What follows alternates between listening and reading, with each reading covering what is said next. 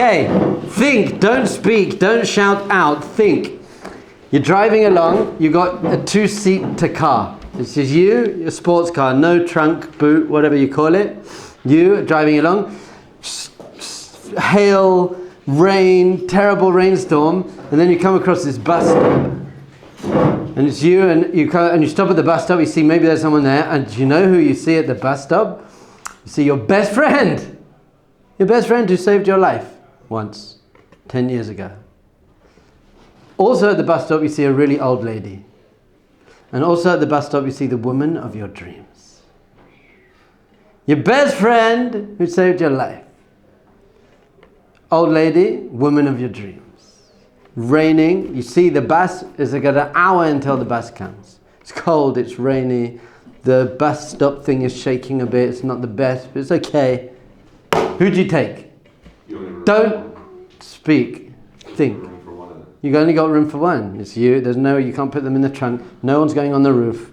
There's you got room for one person. So you have your best friend. What do you do? Your best friend, old woman of your dreams. What do you do? So what situation is old woman? Which one, what do you do? Who? What do you do? What do you do?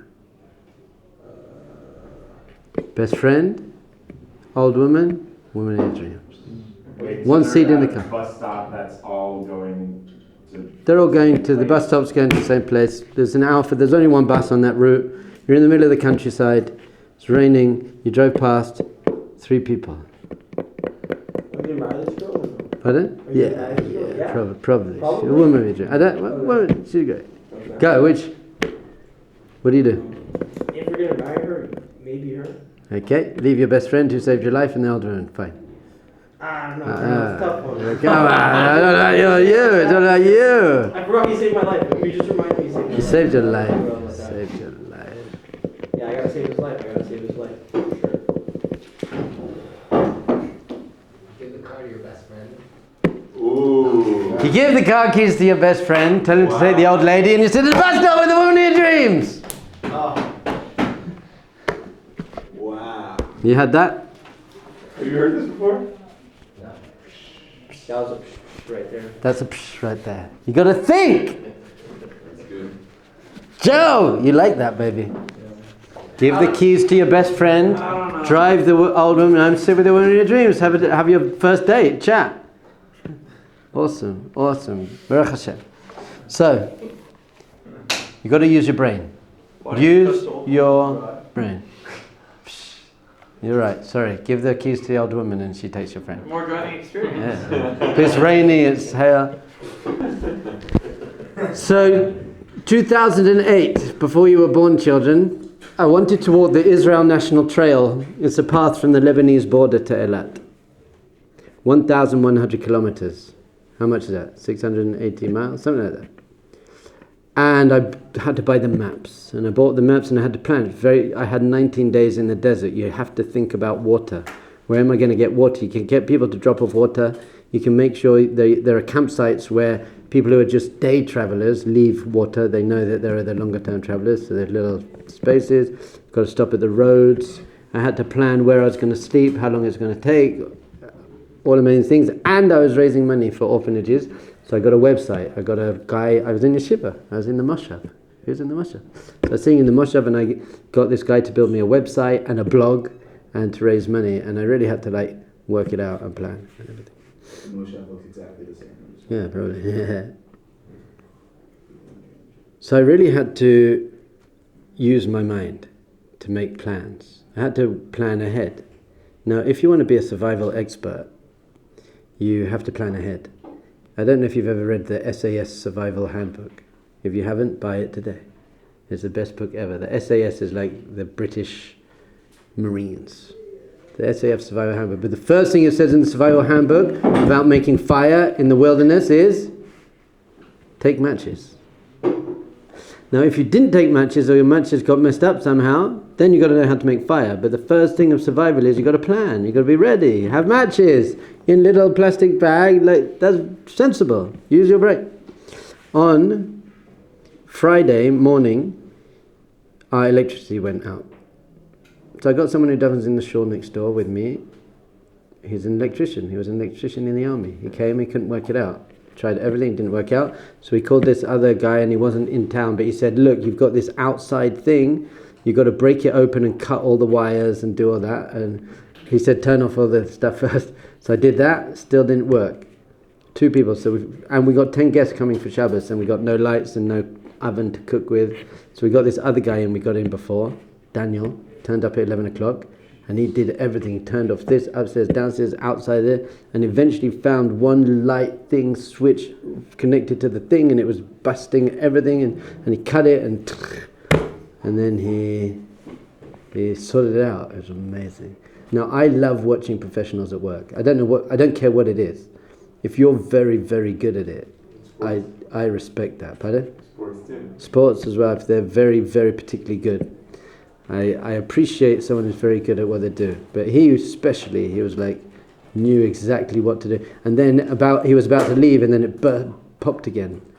And I was like, and he said, I just remember we learnt this, that you always got to consider the neutral as live. Actually, it's not new. It's live because it's connected. All that. I made a good point. I said, you mean there's nothing neutral? And he was like, yeah, that's good, right? There's nothing neutral. I said, right, get up, right. That was amazing. Problem solving is amazing. Then, by the way, I was thinking about electricity. Do you know our whole lives are based on electricity? Everything, your phone. How many things of you today, if you had hot water in the shower, that's probably because you got an electric thing, because there was no lights around it. Cars, phones, mobiles, everything, and everything else you use, it isn't like your clothes that doesn't use electricity. The factory did use electricity to make those clothes. So can you imagine life without electricity? Someone worked out. Pardon? The washing machine, the dryer, the camera, everything. So someone worked out how to get electricity and put it into tiny little tubes. That's unbelievable. And phone, I spoke to my mum last night on the phone. Little piece of plastic and metal with a screen on it. And she was in London and I was in Israel, and I could see her face and I could see her mouth moving and hear her in real time. That is sick. You're just used to that. I think that's the most and then I could add my auntie in LA, and we have a 3-screen. I'm talking to LA, England, and we could talk to India. Isn't that mind-blowing? You're just like, that's crazy. How? There's nothing connected to it. So there's some kind of satellite somewhere. Who thought of a satellite? Who thought of that? That's mind-blowing. I still just think a normal phone, by the way. Just a normal phone. I'm talking to someone in America on a little piece of metal. What? How did they... And it is my voice. If it was coming through as a robot voice, I saw my mum's face kind of pixelated and it was like, hello, son, how are you? I'd kind of get that, although I still wouldn't really get that. But the fact that I can see her in real time, that's unbelievably mind-blowing. And then I was thinking about the hardest decision. Do you remember the hardest decision of your life? Have you had any hard decisions? You've had hard decisions. You had the hard decisions. Should we go to the army, not go to the army, yeshiva, not go to yeshiva? When my father was very ill, I stayed in London for 6 weeks to be with him, but then I was away from my family. So it was near the very end, and I didn't know, but he kept going. It was crazy, really. It was, every heartbeat could have been the last, but he kept going another week, and then it was my son's end of year Mishnayos father-son thing. And I was like, I always give classes about you never miss your children. Don't work. So I was like, what do I do? Do I stay with my dad or come back to that? And it was a nightmare. I spoke to Rabbi Tatz, by the way. And he said, you have to stay with your dad. I was like, I actually just can't make this decision. And it was lucky I didn't come back, because it was a couple of days later and I got someone else to go with him. So decisions to actually weigh up the pros and cons. What's the right thing to do? And then I was thinking, well, what about what's the right thing to do? We have this whole thing called morality. Morality. What is the right thing to do? Now, I was thinking about artificial intelligence, AI. Does it have morality? No. Nothing. AI is it's a robot. Does it care? Does AI care about anything or anyone? Could you program it to look like it cares? Yeah. and cry and be, oh, blah, blah. But does it actually care? Nothing.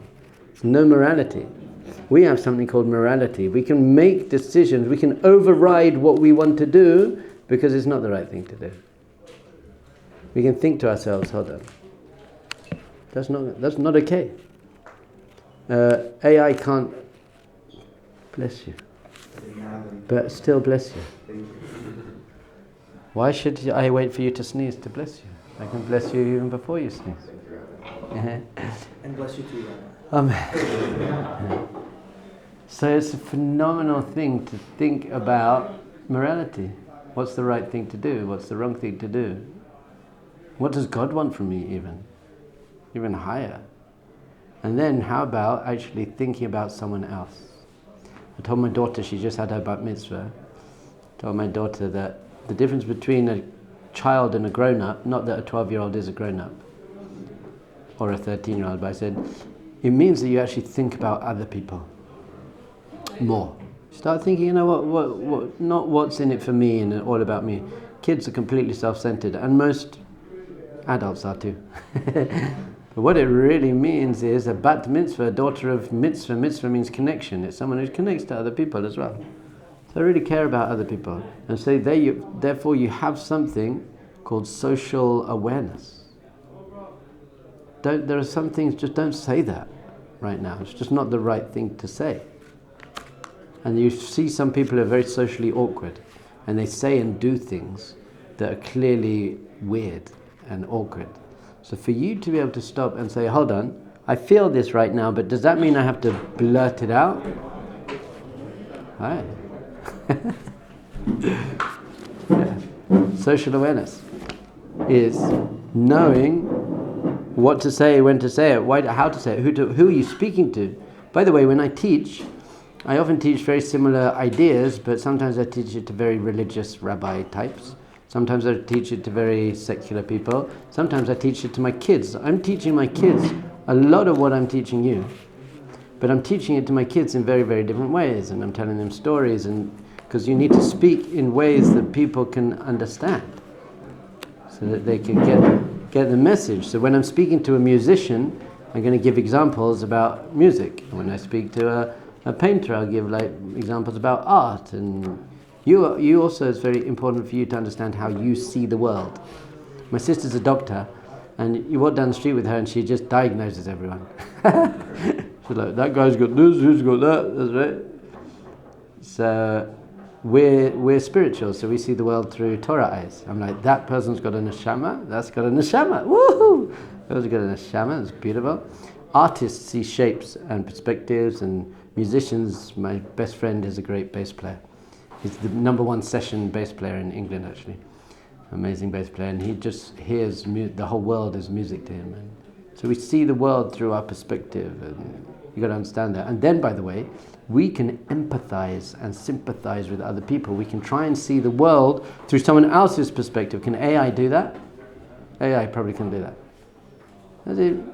Maybe, but not really. But it couldn't feel for someone else. Even if you could try to think like that person might think, maybe, but you couldn't feel like that person because you can't feel.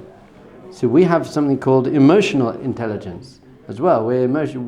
Hopefully, emotional intelligence is don't repress and suppress your emotions, and don't be drowned in your emotions. And know, sometimes that emotion's not appropriate now, so I'll put it aside and I'll do the right thing. So it's very, very important to use that to control your emotions and your empathize with other people. And then, by the way, we have something called contemplation. You can think. Just think. Not about anything in particular. Just even think about all the things you're grateful for. You can think about all the wonderful, amazing, beautiful things in your life. And that will bring gratitude. That will create gratitude. And then, did I say something? Okay. And you can contemplate the wonders of creation and the wonders of life, and how amazing the world is, and how trees grow from seeds. That's crazy. And how cows grow from grass. How can a thing that eats only grass be so big? does that work? How much nutrition is there in grass? What would happen if you ate grass for 3 months? I'm sure I'll get sick of grass. Yeah, and you'd probably die as well. Can we survive on grass?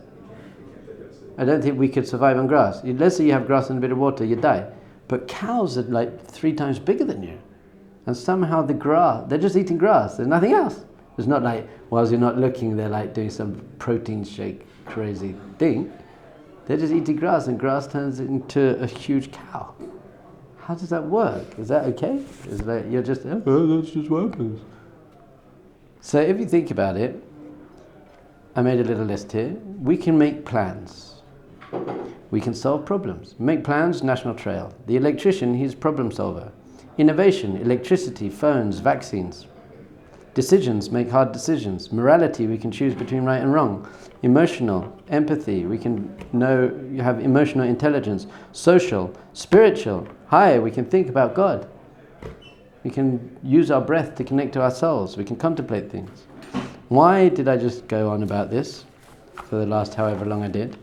Because the number 3, Cheshbon and Hanefesh, that we're going to be doing is, we're going through 30 things that you need to be. What's Cheshbon? Cheshbon and Hanefesh means contemplation. Contemplating life and yourself and your soul and life in general. Things that our sages teach us that you should think about every day and be grateful for, really, every day. So number 1, we said, was number 10. Number 1 was, who remembers what number 1 was? Just the fact that you exist at all. It's pretty amazing. I'm watching this Alex O'Connor guy. Do you know him? He's the one who had the debate with Ben Shapiro. Oh, the atheist? The atheist. Yeah. So I love him. He's cool and calm and brilliant, intelligent, rational. But I watched a 19-minute video, Why I Don't Believe in God. And its 3 reasons were non-resistant non-believers, which means I want to believe. And I'm trying, but I don't feel anything. The second one was why in Thailand most people don't believe in God, and in Israel most people do. Like, if there's a God, there should be equal spread of God belief. And then he said, why evil? Problem of evil. If God loves us and God knows everything, then he'll help us. And he said, maybe human suffering, you can explain it with past lives and all of that if you want to. But what about a deer suffering in the forest under a tree now? Why would God do that? So I realized, hold on. Oh, shalom aleich. So I realized, hold on a second.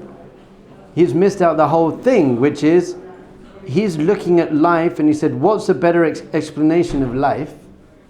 That there's a loving God when all these things are going on, or there's not. But I was thinking to myself, hold on, you missed the whole point. What's a better explanation of existence in the first place? Existence out of nothing. And the complexity of existence and consciousness. Where does consciousness come from? So, the first thing we said is existence. Just contemplate your existence. The second thing we said was your body, your health, how your eyes work. By the way, I want to say this to Alex.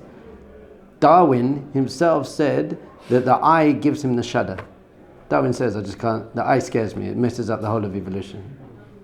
Darwin says that. Why? 'Cause of the It's so line? perfect and complex, and it's not random. The eye gives the what? He gives him the shudders.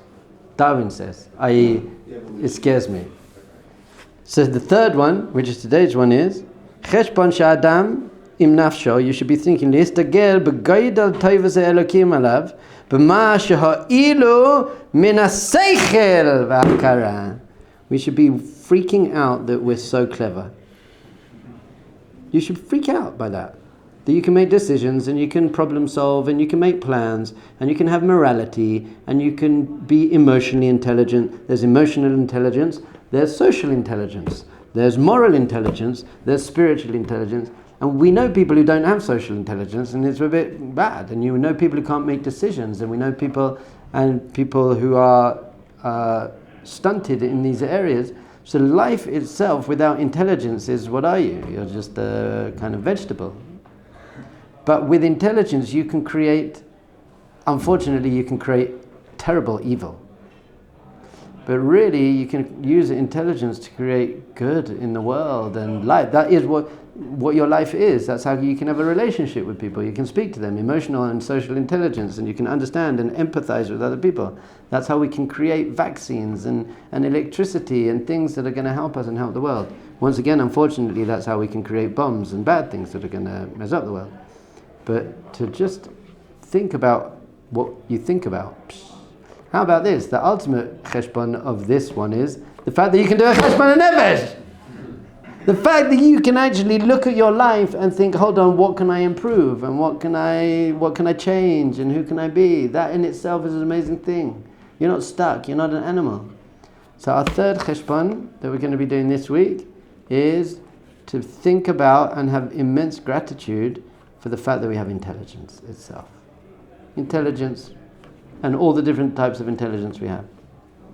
And then he goes on, like he does in all of them. Imagine you didn't have any intelligence and you just couldn't work things out, and it's very frustrating for you, and then someone came along and gave you intelligence. Just helped you tweak something in your brain, you had brain surgery, and suddenly things are getting clear and you can think properly and you can do things well. How much gratitude would you have to that person? You'd be like, oh my goodness, you just changed my whole life. You gave me a life, you gave me a sense of self. So too, we should have gratitude. Hashem gave you this amazing thing called intelligence. And you can use it to become a better person and help the world. Do you have a question? No. I should though. Why? I just feel like I should. Okay, well, I'm around all day. When you come up with a question, by the way, the ultimate key to super intelligence is Gemara, Be'in. Learning the Talmud with Rashi and the Tosfos and Rashba, it sharpens your thinking to an ultimate level of, it's the opposite of meditation. Meditation is clearing your mind. Gemara is completely sharpening your mind into the ultimate tool of thinking, in all levels of thinking. Seichel, Chachma, Bin, Das, all of the thinking, all the different types of intelligence you could possibly have. So learning Gemara properly transforms you into a crazy human being. Yeah. Now you got a question. Yeah, now you mentioned Gemara, now I got a question. So I've had prior professional experiences where people that I work with are motivated by different things with regards to high level stuff that requires the seichel that you're talking about. And one thing that I struggled with when talking with them about how we're attacking an issue is when we're motivated by different things, when our morality is different, not in some huge life or death kind of way, but in smaller ways, especially with money. That's really where it came up. How do you enlighten them without bringing God into it? Because in the workplace, when you bring up God, it kind of sounds crazy. I think without God, you can just bring out what's the right thing to do. What's the right thing to do? Just what's right. I just want to do the right thing. But yes, I don't think the people with the biggest IQ are necessarily the morally most sound people. And often actually it's the other way around. Yeah. Very, very simple people are often more moral, because you can use your IQ to justify things.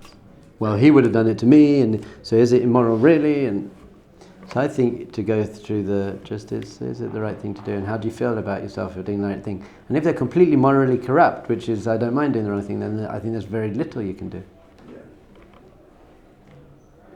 Ad Shabbos. When we're talking about meditation